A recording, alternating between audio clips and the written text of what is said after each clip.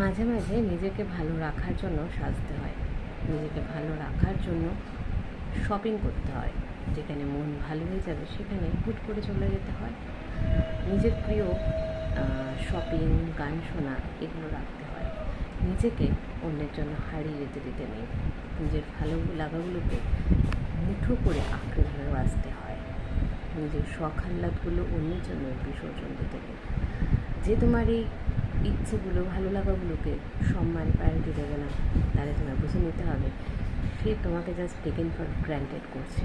কিছু সময়ের জন্য তোমাকে গ্রহণ করছে ঠিকই, কিন্তু পরবর্তীকালে বা পর মুহূর্তে তার চাহিদা মিটে গেলে তোমাকে দূরে সরিয়ে ফেলবে। তাই নিজে ভালো থাকার জন্য যা যা করণীয় সেগুলো আমাদের প্রত্যেককে করতে হয়, করতে হবে। ভালো থেকো, প্রত্যেককে ভালোবেসে আগলে রেখো নিজেকে, ভালো থাকার জন্য নিজেকে প্রায়োরিটি।